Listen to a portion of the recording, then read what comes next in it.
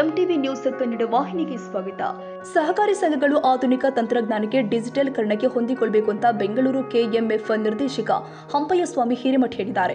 ತಾಲೂಕಿನ ದ್ಯಾಂಪುರ ಗ್ರಾಮದಲ್ಲಿ ಕರ್ನಾಟಕ ರಾಜ್ಯ ಸಹಕಾರ ಮಹಾಮಂಡಳ ಬೆಂಗಳೂರು, ಕೊಪ್ಪಳ ಜಿಲ್ಲಾ ಸಹಕಾರ ಯೂನಿಯನ್, ಕೋವಿ ಜಿಲ್ಲೆಗಳ ಹಾಲು ಉತ್ಪಾದಕರ ಸಹಕಾರ ಸಂಘ, ಬಳ್ಳಾರಿ ಹಾಲು ಉತ್ಪಾದಕರ ಸಹಕಾರ ಸಂಘ ದ್ಯಾಂಪುರ ಹಾಗೂ ಸಹಕಾರಿ ಇಲಾಖೆ ಕೊಪ್ಪಳ ಇವರ ಸಂಯುಕ್ತ ಆಶ್ರಯದಲ್ಲಿ 72ನೇ ಅಖಿಲ ಭಾರತ ಸಹಕಾರ ಸಪ್ತಾಹದ ಸಮಾರೋಪ ಸಮಾರಂಭದ ಉದ್ಘಾಟನೆ ನೆರವೇರಿಸಿ ಮಾತನಾಡಿದರು. ಸಹಕಾರ ಸಂಘಗಳು ಸಾಮಾಜಿಕ ಜವಾಬ್ದಾರಿಯನ್ನು ಅರಿತುಕೊಂಡು ಆರ್ಥಿಕ ಸಬಲತೆ ಹೊಂದಲು ಆಧುನಿಕತೆಗೆ ಹೊಂದಿಕೊಳ್ಳಬೇಕು. ಹಳೆ ಕಾಲದ ಪದ್ಧತಿಯನ್ನ ದೂರವಿಟ್ಟು ನೂತನವಾಗಿ ಆವಿಷ್ಕಾರಗೊಂಡ ಹೊಸ ತಂತ್ರಜ್ಞಾನ ಡಿಜಿಟಲ್ಕರಣಕ್ಕೆ ಹೊಂದಿಕೊಳ್ಳಬೇಕು. ಸಹಕಾರ ಮತ್ತು ಸರ್ಕಾರಕ್ಕೆ ನಡುವೆ ವ್ಯತ್ಯಾಸ ಇದೆ.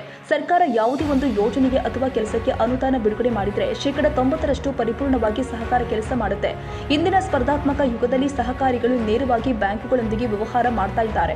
ಭವಿಷ್ಯದ ದೃಷ್ಟಿಯಿಂದಾಗಿ ಸಹಕಾರಿ ಸಪ್ತಾಹದ ಧ್ಯೇಯಗಳು ಅಳವಡಿಸಿಕೊಳ್ಳುವುದು ಅತ್ಯವಶ್ಯಕವಾಗಿದೆ ಎಂದಿದ್ದಾರೆ. ನಂತರ ಯಲಬುರ್ಗಾ ಪಿಕಾರ್ಡ್ ಬ್ಯಾಂಕ್ ಅಧ್ಯಕ್ಷರು ಆದ ಚಂದ್ರಶೇಖರಯ್ಯ ಹಿರೇಮಠ ಮಾತನಾಡಿ 2025ನೇ ಸಾಲಿನ ಸಹಕಾರಿ ಸಪ್ತಾಹದ ಉದ್ದೇಶ ಸಂಪೂರ್ಣವಾಗಿ ಯಶಸ್ವಿಯಾಗಿದೆ ಅಂತ ಹೇಳಬಹುದಾಗಿದೆ.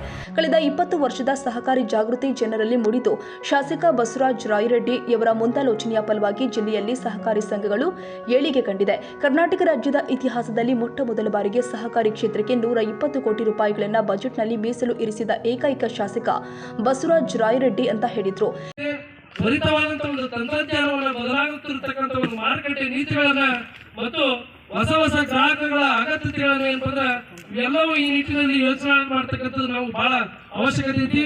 ಇಂಥ ಸಂದರ್ಭದಲ್ಲಿ ನಾವೇನಂತಂದ್ರೆ ಸಹಕಾರ ಸಂಸ್ಥೆಗಳು ಸಾಮಾಜಿಕ ಜವಾಬ್ದಾರಿಯನ್ನು ಕಾಪಾಡಿಕೊಂಡು ಆರ್ಥಿಕವಾದಂತಹ ಒಂದು ಪ್ರಗತಿಗೆ ಹೆಜ್ಜೆ ಹಾಕಬೇಕಾದಂತಹ ಒಂದು ವ್ಯವಸ್ಥೆ ಐತಿ.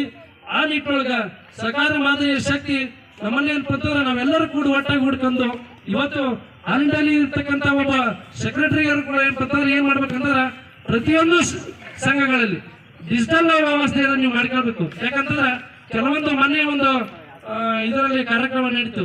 ಇದು ತೊಂಡೆಯಾಳಲ್ಲಿ ಕಾರ್ಯಕ್ರಮದಲ್ಲಿ ಇನ್ನೊಂದು ಮ್ಯಾನುವಲ್ ಆಗಿ ನೀವು ಇನ್ನೂ ಇದ್ದೀರಿ, ಮ್ಯಾನುವಲ್ ಆಗಿ ಬದಲಾವಣೆ ಆಗ್ಬೇಕು. ಇವತ್ತು ಡಿಜಿಟಲೀಕರಣಕ್ಕೆ ನೀವು ಬದಲಾವಣೆ ಆಗ್ಬೇಕು. ಯಾಕಂದ್ರೆ ಅದರಿಂದ ನಿಮ್ಗೆ ಬಹಳ ಕೆಲಸ ಸರಳ ಆಗ್ತೈತಿ.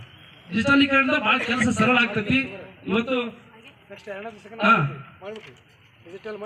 ಈಗ ಅವತ್ತಿನ ಒಂದು ಕೆಲಸ ಇದು ನಿಜವಾಗಿ ಹೇಳ್ಬೇಕಂದ್ರೆ ನಾನು ಪದೇ ಹೇಳ್ತಿರ್ತೀನಿ. ಯಾಕಂತಂದ್ರೆ ಸಹಕಾರ ಮತ್ತು ಸರ್ಕಾರಕ್ಕೆ ಇರ್ತಕ್ಕಂಥ ವ್ಯತ್ಯಾಸ ಏನಪ್ಪ ಅಂತಂದ್ರೆ ಯಾವುದೇ ಒಂದು ಕೆಲಸ ಮಾಡ್ಬೇಕಂತಪ್ಪ ಅಂದ್ರೆ ಸರ್ಕಾರ ಅನುದಾನ ಬಿಡುಗಡೆ ಮಾಡ್ತಪ್ಪ ಅಂದ್ರೆ ಅದ್ರಲ್ಲಿ ಆಗ್ತಕ್ಕಂಥ ಕೆಲಸ 100ರಲ್ಲಿ ಪ್ರತಿಶತ 60ರಿಂದ 70% ಮಾತ್ರ ಆಗುತ್ತೆ. ಉಳಿದಂತದ್ದು ಅದರಲ್ಲಿ ಸೋರಿಕೆ ಆಗ್ತಕ್ಕಂಥ ಕೆಲಸ ಆಗ್ತೈತೆ. ಆದ್ರೆ ಇವತ್ತು ಸಹಕಾರದಲ್ಲಿ 100ಕ್ಕೆ 90ರಿಂದ 95% ಕೆಲಸ ಆಗ್ತಕ್ಕಂಥ ಪ್ರಾಮಾಣಿಕ ಕೆಲಸ ಆಗ್ತಕ್ಕಂಥ ಒಂದು ಪದ್ಧತಿ ಐತಿ.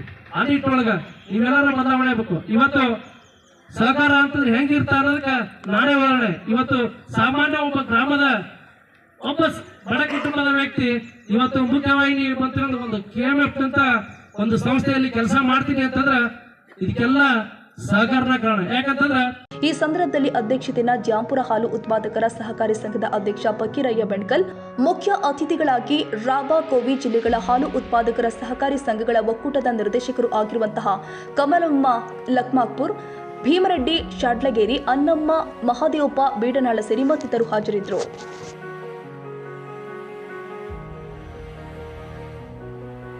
ತಾಜಾ ಸುದ್ದಿಗಾಗಿ ಎಂಟಿವಿ ನ್ಯೂಸ್ 24x7ಗೆ ಸಬ್ಸ್ಕ್ರೈಬ್ ಮಾಡಿ ಮತ್ತು ಬೆಲ್ ಐಕಾನ್ ಅನ್ನು ಒತ್ತಿ. ತಪ್ಪದೇ ಲಿಂಕ್ ಶೇರ್ ಮಾಡಿ.